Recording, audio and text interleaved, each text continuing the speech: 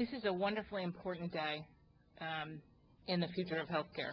It is a point in time where we have two icons of public health coming together to join 25 organizations from business, labor, health insurance, and prevention organizations who agree for the first time that we have some possible approaches, some approaches that should be embraced by Congress and by the private sector as they pursue this problem of obesity. Dr. Satcher sounded the alarm 10 years ago. Dr. Carmona advanced the call to action, and the Stop Obesity Alliance is trying to help carry through their work. They've been on the forefront and have witnessed the alarming growth in the obesity trends, and we are honored and humbled to be with them today.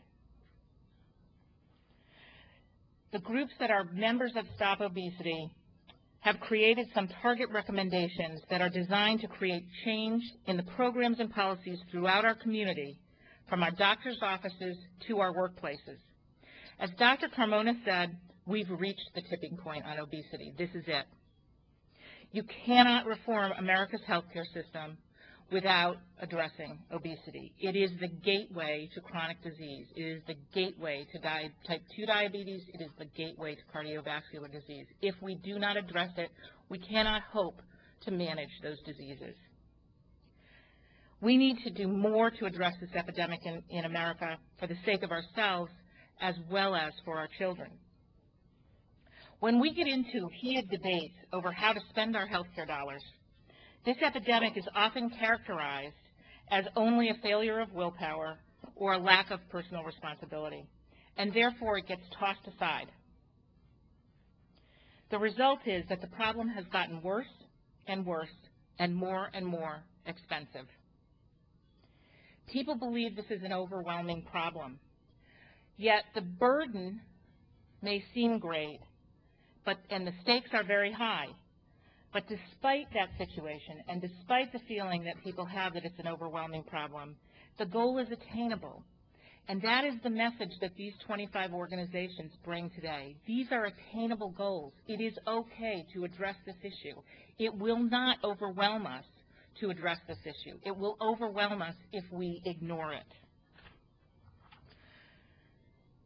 There is an evidence base for intervention and prevention, community-based and individual-based, that can be embraced and adopted in our policies around healthcare and health systems. We have to also remember that many factors got us to this point. This didn't just happen overnight. It happened over time, and it will take us time to address it. But unless we put our feet on the path to addressing it, we will not get anywhere. So over the past 2 years, we've been working to ensure that both prevention and treatment of obesity becomes a top priority for policymakers and decision makers in both the public and private sectors, both here in D.C. and across the nation.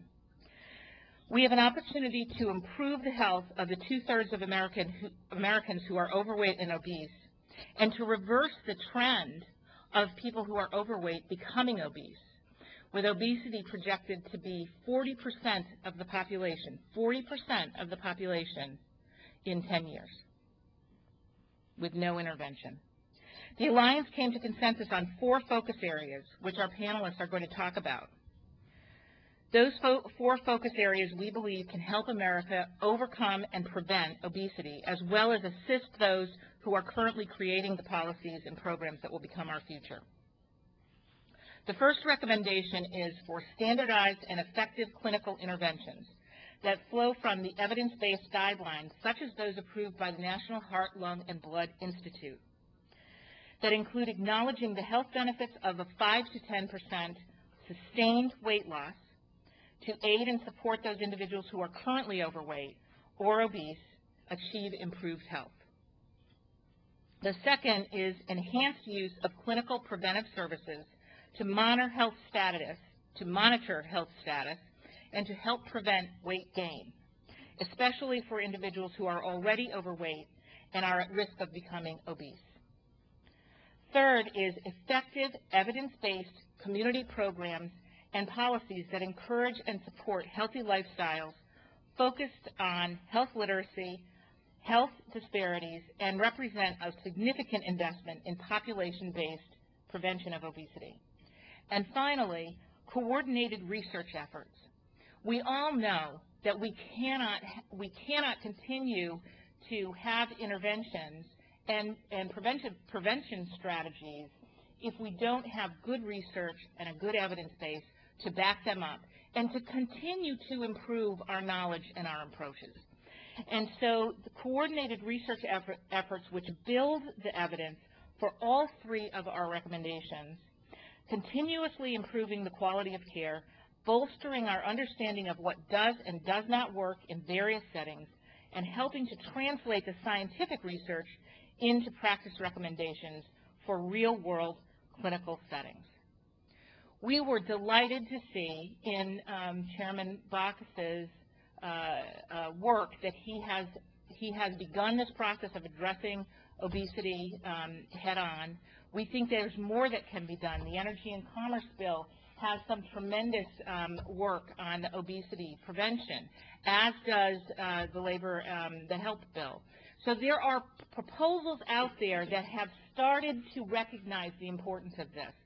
Our hope is that by putting these recommendations forward, members of Congress and private sector businesses can understand that these are recommendations that are embraced not by a partisan group, but by a bipartisan group of people who represent every sector of the American economy, who are looking at this problem and understanding that they have to address it going forward.